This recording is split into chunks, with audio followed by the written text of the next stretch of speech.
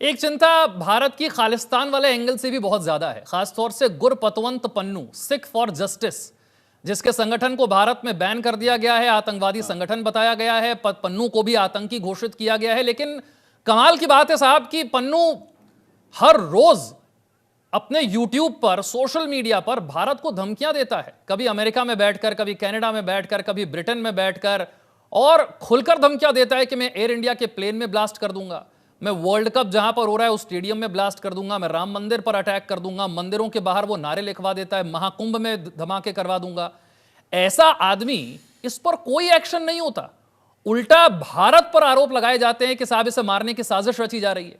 Trump के आने से कुछ बदलेगा क्या ये खालिस्तान वाली धमकियां जो वहां बैठकर दी जा रही हैं?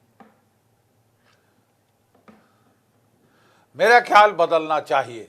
देखिए, जो बाइडेन साहब की डेमोक्रेटिक डिस्पेंसेशन थी, वो तो भारत से दुश्मनी की कगार पे आ गई थी।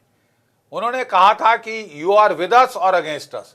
आप रूस से पूरे रिश्ते नाते तोड़िए, वहां से पेट्रोल खरीदना, ऑयल खरीदना बंद करिए, गुना ज्यादा दामों पे हमसे लीजिए, आपकी इकोनॉमी तबाह हो जाती है तो हमें कोई फिक्र नहीं।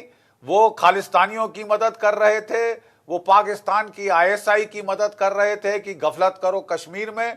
पाकिस्तान की आईएसआई के साथ मिलकर उन्होंने बांग्लादेश में तख्ता पलट किया। उन्होंने हमको कहा था कि वो हमको GE-404 इंजन देंगे हमारे तेजस लड़ाकू जहाजों के लिए। पैसे खा लिए हमसे और मुकर गए साफ, ताकि हमारी एयरफोर्स कमजोर हो। तो साहब, अगर ये दोस्तों के लक्षण हैं तो दुश्मनों की क्या जरूरत है? इसी से परेशान होकर भारत ने भी फिर चीन के साथ अपने रिश्ते सुधारने की कोशिश की थी कि ये तो साहब बिल्कुल स्ट्रेटेजिक पार्टनर बोल के, दोस्त बोल के, जफ्फी मार के ये तो हॉस्टाइल हो गए हैं। और क्योंकि वो रूस से दुश्मनी लेना चाहते थे। रूस के प्रति अभी तक जो डोनाल्ड ट्रंप का रवैया था वो अलग था। ठीक है, वो मतलब काफी अच्छे रिश्ते थे उनके पुतिन के साथ। तो हमको उम्मीद है कि जब डोनाल्ड ट्रंप आते हैं तो बदलाव होगा। डोनाल्ड ट्रंप, अपना जो बाइडेन के पहले जो 2 प्रेसिडेंट थे, उसमें पिवट टू एशिया की बात हो रही थी कि साहब एशिया में चीन जो है वो सबसे बड़ा खतरा है अमेरिका के लिए और उससे डील करना चाहिए, तवज्जो एशिया की तरफ होनी चाहिए। लेकिन जब चचा बाइडेन आए तो उन्होंने पहले तो अफगानिस्तान से अपनी फौजें हटाई कि मेरे को लड़ना है रूस से, तो बंद करो ये लड़ाई। और बगैर सोचे समझे तैयारी किए वहां से फौजें हटा दी। पहले फौज हटाई, बाद में सिविलियन निकालने शुरू किए और जग हंसाई हुई उनकी पूरी दुनिया के सामने। ठीक है साहब। और फिर तो वो दांत भींच के यूक्रेन को प्रॉक्सी बना के, मोहरा बना के वो भिड़ गए रूस से। वो चाहते थे रूस को खत्म कर देना, रूस की इकोनॉमी को तबाह कर देना। ठीक है साहब। और रूस में तख्ता पलट कर देना। ये सब सपने रह गए, कुछ नहीं हुआ साहब। रूस की ताकत इकोनॉमिक आज बढ़ गई है। रूस हावी हो गया है मिलिट्री तौर पे यूक्रेन के ऊपर और 1-1.5 महीने में खत्म कर देगा, खलास कर देगा उसकी रही सही हेकड़ी। ठीक है साहब। अब डोनाल्ड ट्रंप साहब को सोचना होगा कि वो क्या करना चाहते हैं। क्या वो युद्ध लड़ना चाहते हैं यूक्रेन के लिए? वहां पे मैं नहीं समझता। मेरे अंदाज में वो शांति चाहते हैं। वो शांति के लिए अभी भी प्रयास करेंगे जहां तक हो सकता है। यूक्रेन पे तो उन्होंने नोकेल कसनी शुरू कर दी है। कितना इन्फ्लुएंस उनका होगा डोनाल्ड अपना प्रेसिडेंट व्लादिमीर पुतिन पे, वो देखने की बात है।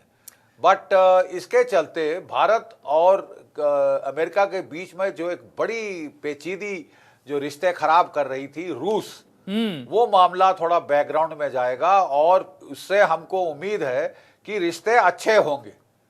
देखिए, जो उनकी कैबिनेट है डोनाल्ड ट्रंप साहब की, उसमें तुलसी गैबर्ड है जो हिंदू हैं, उसमें जो है आपके जो नेशनल सिक्योरिटी एडवाइजर है माइक वॉल्ट्ज, वो बड़े प्रो इंडियन और एंटी चाइना हैं। और उनके जो डिफेंस सेक्रेटरी वो भी एंटी चाइना हैं।